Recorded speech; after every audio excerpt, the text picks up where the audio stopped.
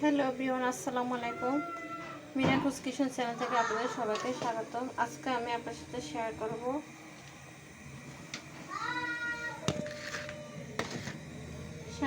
গরুর মাংস রান্না আলু আর টমেটো দিয়ে গরুর মাংস রান্না করব। এই জন্য আমি এখানে 700 গ্রাম গরুর মাংস কেটে ধুয়ে পরিষ্কার করে নিয়েছি। এখন আমি মশলা অ্যাড করব। এখানে দিয়ে দিচ্ছি 1 চামচের মতো লবণ, দিয়ে দিচ্ছি 1 চামচ আদা রসুন জিরা পেস্ট,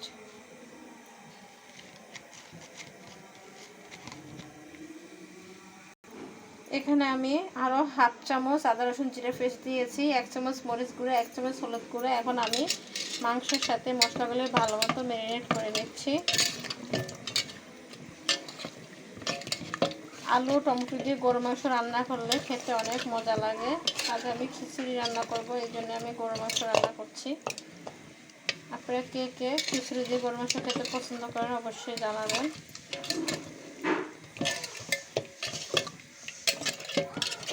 মাংসটা আমি আধা ঘন্টার মতো ম্যারিনেট করে রেখে তারপরে 4 কাপ পানি দিয়ে ভালো মতো সিদ্ধ করে নেব। ভালো মতো ম্যারিনেট করে রাখলাম। ফিরে আসছি আধা ঘন্টা পর। আধা ঘন্টা হয়ে গেছে, আমি মাংসটা ম্যারিনেট করে রেখেছি। এখন এখানে আমি পরিমাণ মতো 4 কাপ পানি দিয়ে দিচ্ছি। কষিয়ে আমি মাংসটা রান্না করব না, আগে মাংসটা আমি সামান্য সিদ্ধ করে কষিয়ে নেব।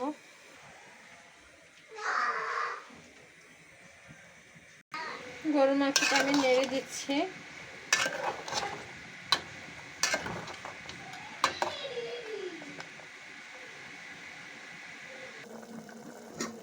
গরুর মাংসটা আমার সিদ্ধ হয়ে আসছে।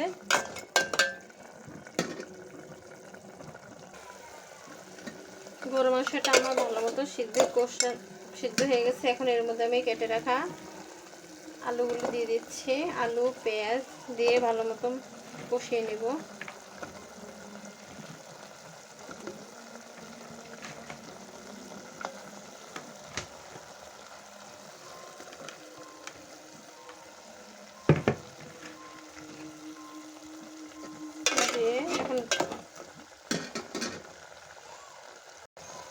এখানে আমি গরুর মাংসতে আরও 1/2 চামচ লবণ, 1 চামচ মরিচের গুঁড়া, 1 চামচ হলুদের গুঁড়া, 1 চামচ ধনিয়া গুঁড়া আর 3 চামচ আদা রসুন জিরার পেস্ট দিয়ে দিয়েছি।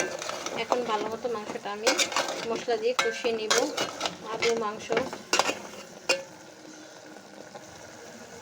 এখন দিয়ে দিচ্ছি পরিমাণ মতো সয়াবিন তেল,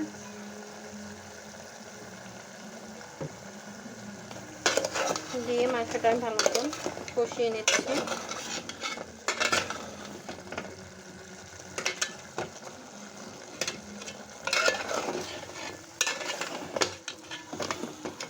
গরু মাংস খেতে সবাই খুব পছন্দ করে। আমার পাতিলটা ছোট হওয়াতে নাড়তে সমস্যা হচ্ছে।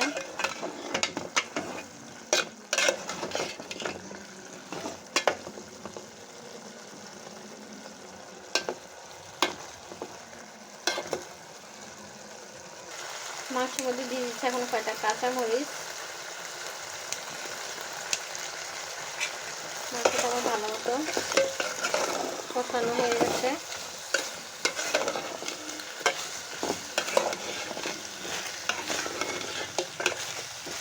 এখন আমি পরিমাণ মতো পানি দিয়ে দেবো ঝোল করার জন্য।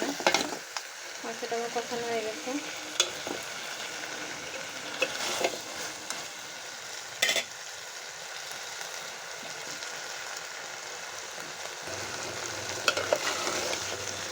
মাংসটা আমি আরেকবার কষিয়ে নিচ্ছি ভালো মতো।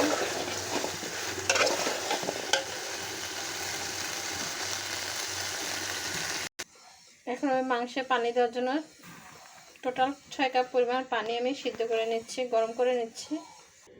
পানিটা আমার গরম হয়ে গেছে। এখন আমি মাংসের মধ্যে পানিটা দিয়ে দিচ্ছি পরিমাণ মতন।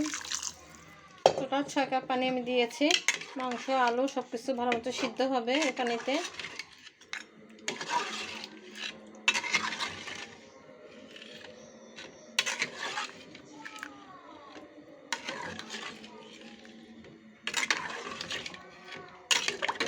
আলু দিয়ে কে কে আপনারা গরু গোশত রান্না করতে পছন্দ করেন অবশ্যই আমাকে কমেন্ট করে জানাবেন। অনেকে আবার আলু ছাড়া রান্না করে। উত্তরবঙ্গের লোকেরা গরু মাংসে মুরগি মাংসে কোনোটাই আলু মিশাল করে না, ওরা শুধু ভুনা খায়। ভালোই লাগে ওই রান্নাটা। এখন একটা ঢাকনা দিয়ে দিব মাংসটা ভালো ভালো রান্না হবে, ভালো করে রান্না করার জন্য।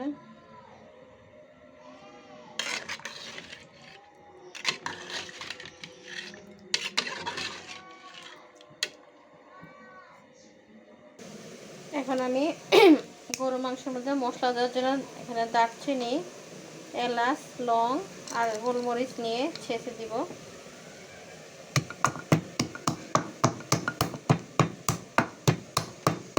আরও আগে গরম মশলাটা দেওয়ার দরকার ছিল, কিন্তু আমার মাথা থেকে একদম চলে গেছে গরম মশলার কথা, মনেই নেই আমার।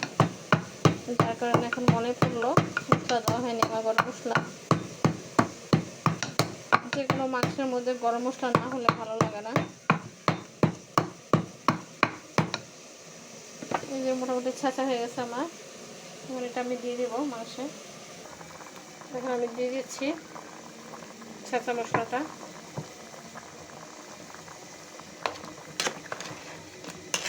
গরম মশলা ছাড়া গরম মাংস কখনোই মজা হয় না।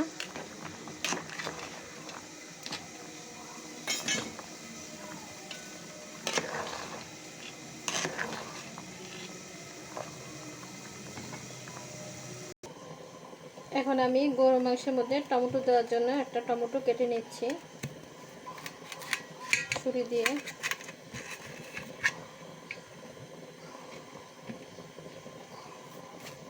গরু মাংসের রান্নার তরকারির মধ্যে টমেটো দিলে খেতে অনেক সুস্বাদু মজা হয়, স্বাদটা অনেক ভালো লাগে।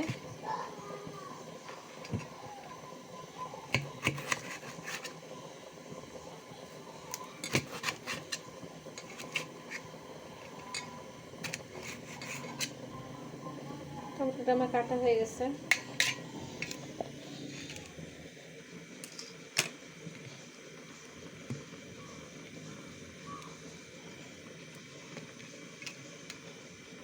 এখন টমেটোটা আমি গরু মাংসের তরকারির মধ্যে দিয়ে দিব।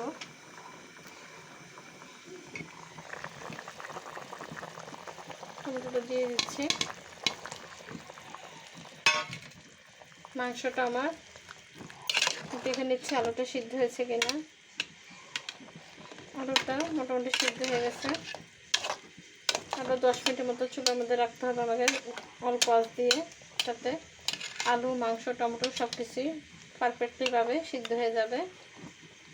আর তরকারিটা দেখতে অনেক লোভনীয় মনে হচ্ছে। খিচুড়ি, পোলাও, যে কোনো পোলাও, খিচুড়ি সব কিছুর সাথে আলু দিয়ে মাংসটা খেতে অনেক সুস্বাদু মজা হবে।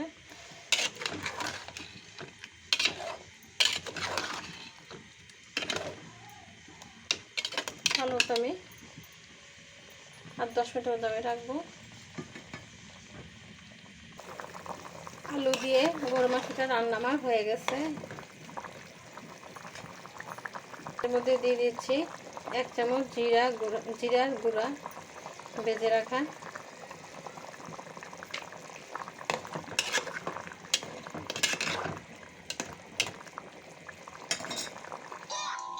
গরু মাংসটা আমি একটা বাটির মধ্যে সার্ভ করে দিয়েছি। আজকে এই পর্যন্ত। আপনারা সবাই ভালো থাকবেন, আর আমার রেসিপিটা কেমন হয়েছে অবশ্যই কমেন্ট করে জানাবেন।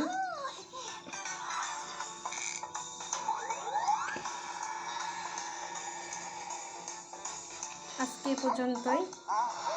আল্লাহ হাফেজ।